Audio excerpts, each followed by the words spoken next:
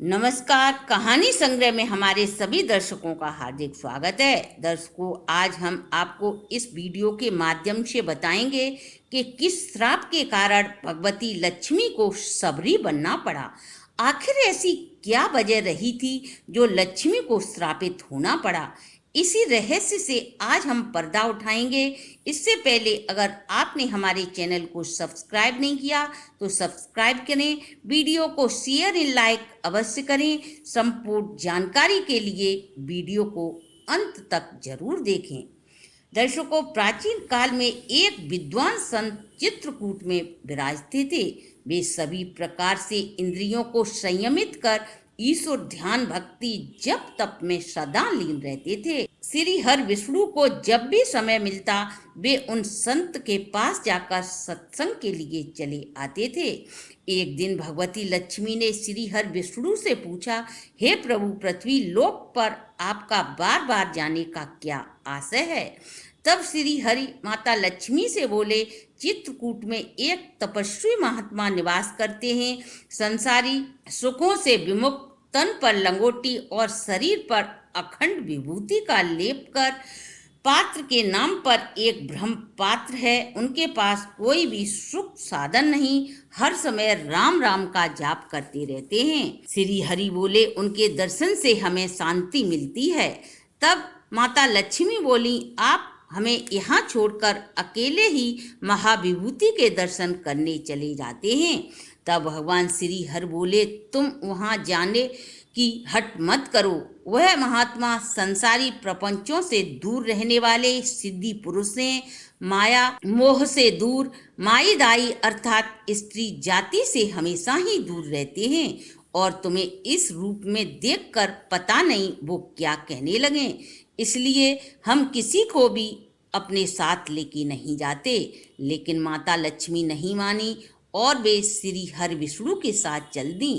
वे संत अपनी धूमी जमाए बैठे थे। लक्ष्मी को देखते ही वे बिगड़ गए और बोले, यह कौन है। तब श्री हरि बोले, ये भगवती लक्ष्मी है। तब बाबा बोले, ये वैकुंठ धाम की अधिष्ठात्री हैं, तो यहाँ क्या करने आई हैं। हम फक्कड़ संत हैं, एक लंगोटी में रहते हैं, हमें लक्ष्मी या माई दाई से क्या मतलब। तुम वहीं पर बैठो। बेचारी लक्ष्मी एक पेड़ के नीचे बैठ गईं।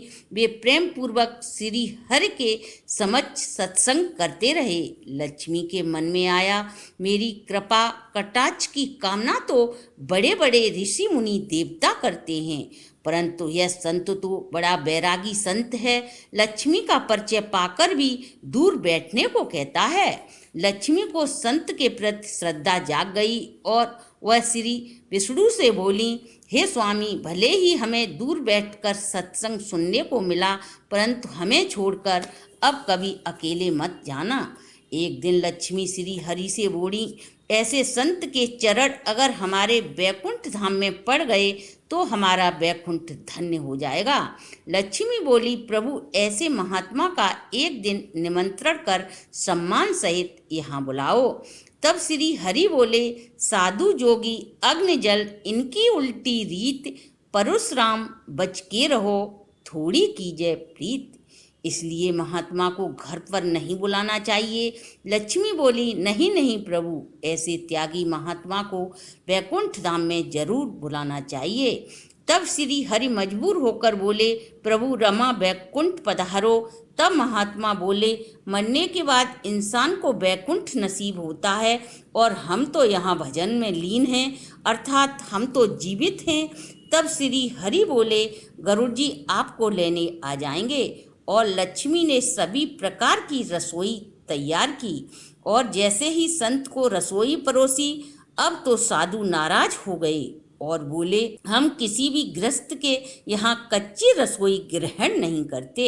हम त्यागी तपस्वी दाल कड़ी नहीं खाते, हम सिर्फ फलाहार ही करेंगे। लक्ष्मी को क्रोध आ जाता है और मन में सोचती हैं, अब तो कुछ ज्यादा ही त्याग वृत्ति दिखा रहे हैं ये महात्मा। इस पर लक्ष्मी बोली कि रोज हमारा ही भोग लगाकर प्रसाद पाते हो, हमारा ही रोज जूठा खाते हो, आज हमने आपका न्योता क्या कर दिया, आफत मचा दी। तुम हमारा और अन्न का तिरस्कार कर रही हो। मैं तुम्हें श्राप देती हूँ कि तुम्हें रोटी पे रोटी खाने को नसीब नहीं होगी। महात्मा बोले, हे देवी माँ, आपने तो हम पे बड़ी ही कृपा कर दी। हम तो ऐसी ही त्याग वृत्ति में रहना चाहते हैं। हमें हर भजन के सिवाय कुछ भी नहीं चाहिए। और आपने जो ये कहा कि रोटी पे रोटी धरकर खाने को नसीब नहीं होगी, हम ठहरे योगी, हमें 36 प्रकार के भोजन से क्या मतलब। हम तो पाव शेर भर का रोट बनाकर धूनी में डाल देंगे और जब पक जाएगा तो उसे खा लेंगे। तुमने तो सभी मर्यादाओं का अतिक्रमण किया है। पहले तो हम किसी गृहस्थ के घर जाते नहीं और हठ पूर्वक निमंत्रण कर तुम्हें हमें यही सम्मान देना था। और मैं तुम्हें अब श्राप देता हूँ, तुम्हें एक अंश से सबर कुल में जन्म लेना पड़ेगा और फिर संतों के यहाँ लकड़ी बीन बीन कर, झाड़ू लगा लगा कर संतों की कृपा से तुम मुक्ति प्राप्त कर सकोगी और तब पुनः वैकुंठ धाम को प्राप्त करोगी। वही लक्ष्मी एक अंश से सबरी माता बनी। जब प्रभु श्री राम ने सबरी के दर्शन किए तब सबरी की आयु हजारों वर्ष थी, क्योंकि मतंग ऋषि के आश्रम में 10,000 वर्ष तक प्रभु श्री राम की सबरी ने प्रतीक्षा की और प्रभु की उम्र उस समय सिर्फ 22 वर्ष थी। सबरी के केस सफ़ेद होकर जटाओं में परिवर्तित हो चुके थे। दर्शकों, ये थी हमारी आज की प्रस्तुति। अगर आपको हमारी यह कथा किस कारण माता लक्ष्मी को सबरी बनना पड़ा, अगर आपको अच्छी लगी हो तो आप हमारे चैनल को लाइक, सब्सक्राइब और शेयर करें।